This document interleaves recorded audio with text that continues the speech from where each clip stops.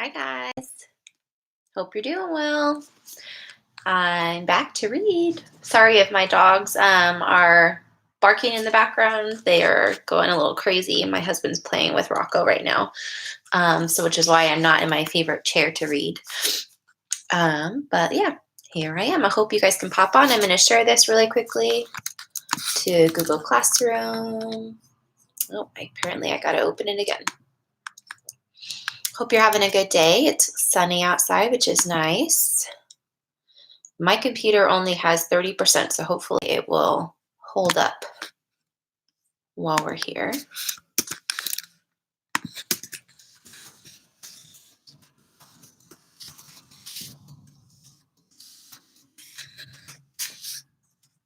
Alrighty. Hey, Ayana, how's it going?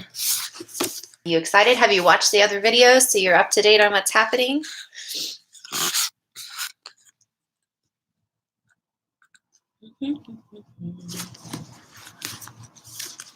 We got through quite a bit of it.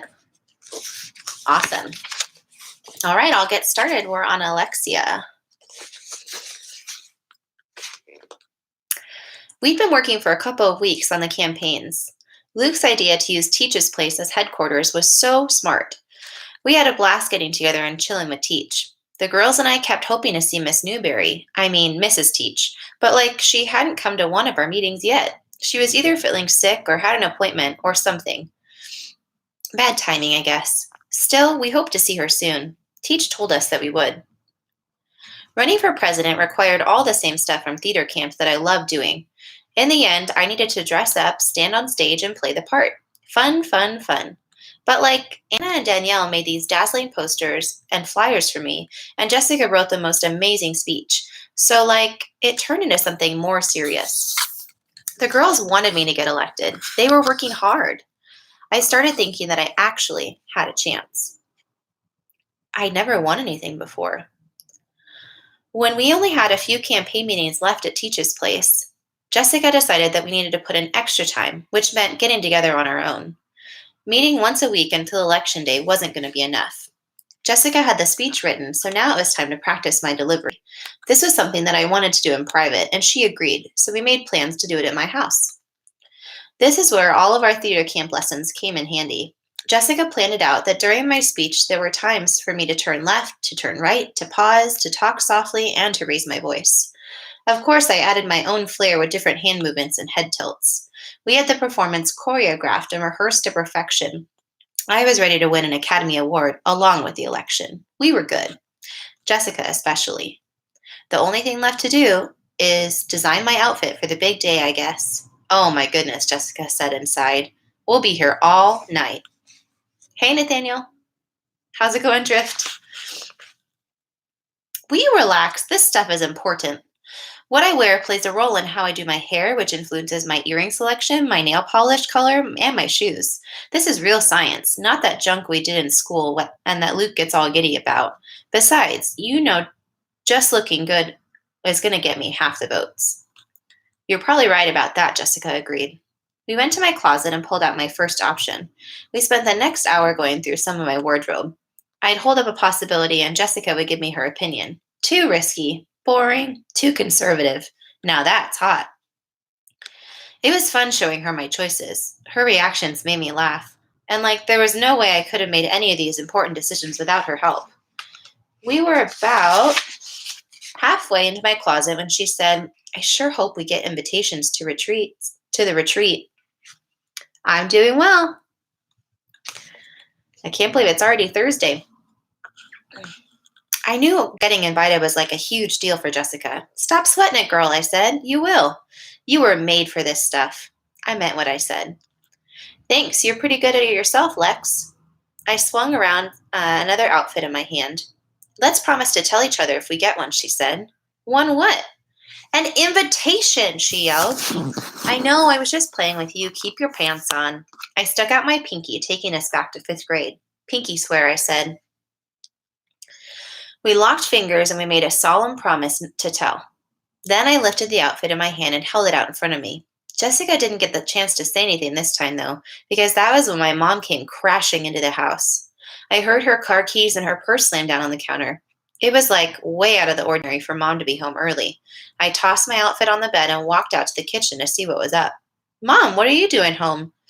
I've got a migraine coming on, she said, tossing our mail on the table. I saw the envelope immediately. Hi, Jessica, Mom said. Hi, sorry you're not feeling well. Just a headache. You girls keep having fun. I'm going to go lie down. I stepped between Jessica and the table, blocking her view of the envelope that rested on top of the pile. I didn't want her to see it in case she didn't have the same thing waiting for her at home. But, I didn't see that it was even possible. Still, there was no way I was going to tell her I got one. She would need to tell me first. Sometimes you do less harm by breaking a promise than by keeping it. November. Danielle. We arrived at Mr. Terup's room for another campaign day, what was supposed to be our second to last one, but before we got busy, he told us the news. Listen, gang, I won't be here next week. I have an appointment after school, but I think your work is just about complete anyway. What kind of appointment? Peter asked. He didn't think twice about prying into Mr. Terup's personal life. We have an appointment is what he meant to say. We'd been waiting to hear that voice since our first visit. Mrs. Terupt stood in the doorway, glowing. She had one hand on her belly and a smile on her face. I'd been around these situations enough times on the farms that I knew. She wasn't showing, but her mannerisms told me everything I needed to know. Jessica, Anna, and Lexi all rushed over to her. I watched Mrs. Terupt wrap one arm around them while keeping her other hand on the belly, a mother's instinct. When the girls let go and realized that I wasn't there with them, they turned around and looked at me with a puzzled expression. Danielle, is everything all right? Anna asked. I looked at Mr. Terupt and then back at Mrs. Terupt. She knew that I knew and couldn't hide her smile. Can I tell them? I asked, looking back and forth between the two of them. They nodded. Mrs. Terupt's pregnant, I said. The girls gasped and spun around to face her again. Really? Lexi shrieked. Mrs. Terupt nodded. Oh, the three of them squealed. Then they hugged her again, gentler this time. Luke was speechless. I think he was actually trying to figure out how this could have happened. Peter and Jeffrey gave Mr. Terupt high fives, and I couldn't stop smiling. Danielle, how did you know? Jessica asked. I shrugged. Farmers have a way of feeling these things. It's like an extra sense. What are you going to name the baby? Anna asked them. Lexi, Lexi yelled. Peter, Peter shouted. No, Mr. Terupt said. Are you having a boy or a girl? Jessica asked. We're waiting to find out, Mrs. Terupt said, walking over to Mr. Terupt's desk and wrapping her arm around his waist. Billy likes surprises. It was funny to hear her call Mr. Terupt by his first name, and his nickname at that. When are you due? I asked. In June, Mrs. Terupt said, which gives us plenty of time to think about names. We'll have a baby naming contest, Lexi said. Or Sarah and I will decide on our own, Mr. Terupt said, calling his wife by her first name now. You're going too fast, Mrs. Terupt told us. Billy needs to take time with his decisions like these. Don't all men, Anna said. Mrs. Terupt couldn't help but laugh. Back to the matter at hand, Mr. Terupt said. I won't be here for next week's campaign day because Sarah and I have an appointment with her obstetrician. Your what? Peter said. It's the doctor that'll be delivering their baby, Jessica explained. Oh, that's right, Mr. Terupt says, which means you guys will need to get together at one of your houses to finalize things. We should have a party, Lexi exclaimed. All campaigns end with parties. Plus, we have baby news to celebrate. That's a great idea, Peter said. Of course it is, you moron. I'm full of great ideas, which is why I'm going to make a fabulous president. Whatever, Peter grumbled. Where are we going to have a party? Jeffrey asked. We can have it at my place, Peter said. My mom and dad are going to be away on a business trip, so it'll be perfect. My parents aren't going to let me come over if one of your parents aren't home, Peter, Luke said. Ugh, Lexi groaned. They won't find out if you don't tell them. She said the same thing to me before stepping a foot in that frightful store. I knew how Luke felt. Mr. Terupt cleared his throat and raised his eyebrows. I'm not sure he approved of Lexi's advice. Oh, fine, she said. Just tell them everyone's going to be there. That's the truth, and that always works with parents. I wasn't sure that sounded much better. Our au pair, Miss Catalina, will be there, Peter said. You can tell them that. She'll make us some fancy party food, and we'll hang out in my brother's bedroom. He's away at school, so he won't even know. We can use his TV and video game console, his stereo, and even his foosball table. Peter and Lexi were scheming together, and that was scary. I'm in, Lexi said. Me too, Jessica agreed. Okay, Jeffrey said. Anne and I looked at each other and shrugged. I knew she was thinking what I was thinking. Going to Peter's couldn't be any worse than walking into Victoria's Secret, and we were left unharmed. We'll be there, Anna said, meaning the two of us. We came as a package deal these days. Okay, he said. I'll tell my mom everyone's going to be there. Attaboy, Lukester, Peter yipped. I can't party without my main campaign guy there. It's not like Jeffrey did anything.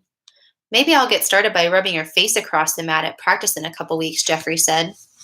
Okay then, Mr. Terupt said, cutting those two off. You guys better get started working if you're going to get anything done today, and before these two start going at it right here. On that note, we got busy. I grabbed my poster.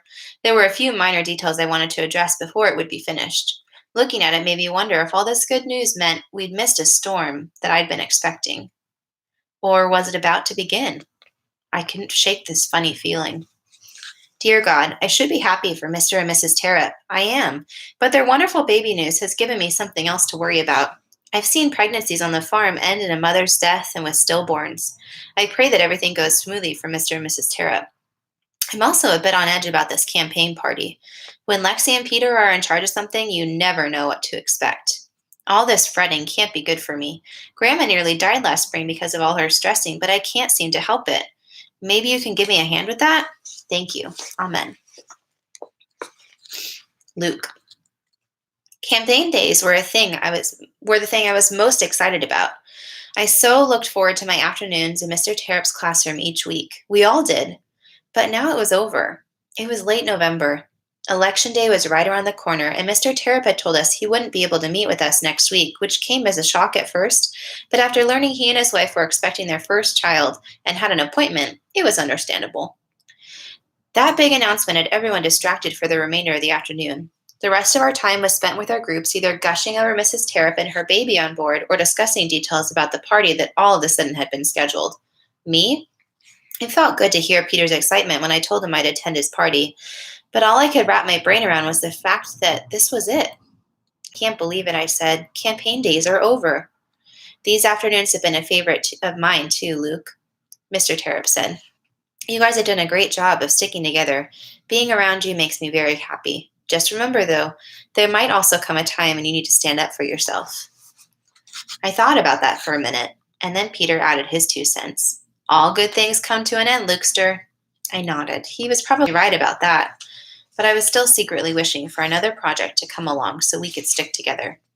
Luke's 7th grade survival guide, tip number 7. Be careful what you wish for.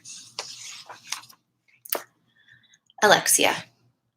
Miss Catalina had snacks for us, but I brought the party, and the knockout hors d'oeuvres that Vincent had whipped up for us.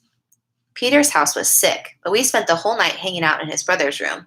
The girls and I played foosball while Luke and Jeffrey and Peter battled on video games. When we got bored of that, we also started jamming to different tunes and playing DJ. The boys couldn't dance or sing to save their lives, so I had to show them how it was done. After a while, all that partying and going crazy made us thirsty. Danielle had been guzzling water all night long, but now the rest of us wanted some. Luke must have been out of his mind because he grabbed one of the soda bottles and chugged it like nothing I've ever seen. He tipped his head back and downed it, the whole thing. And then 2 seconds later, he let out a belch that was worthy of a Boy Scout badge. Whoa, Lukester, Peter yelled. Attaboy!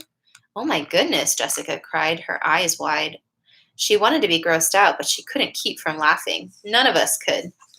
Luke had us on the floor, cracking up. That's how we landed on the carpet with an empty 2-liter bottle between us. I didn't even hesitate. Bringing the party means providing games and the excitement. There's some things that will never get old. Those things are classics, and this game was a classic too. I gripped the bottle and gave it a spin. Round and round it went. Then I did it again, and by that point I had everyone sitting still and paying attention. The laughing stopped. Things went from funny to serious in a heartbeat. The looks on their faces were priceless. Let's see who's first, I said, giving the bottle another spin. All breathing stopped. Round and round the bottle went until it landed, pointing at Jeffrey. And who's the lucky girl? I gave the bottle a final spin. Round and round it went until it stopped on Jessica. 2 minutes in the closet, I announced. What? Jessica said, sounding alarmed. I thought they had to kiss, Peter said. No, that's so last year. It's 2 minutes in the closet, I said. That's more mysterious. I pulled Jessica over and Peter nudged Jeffrey along. We pushed them inside and then I shut the door and locked it. There was no escaping until I decided to let them out.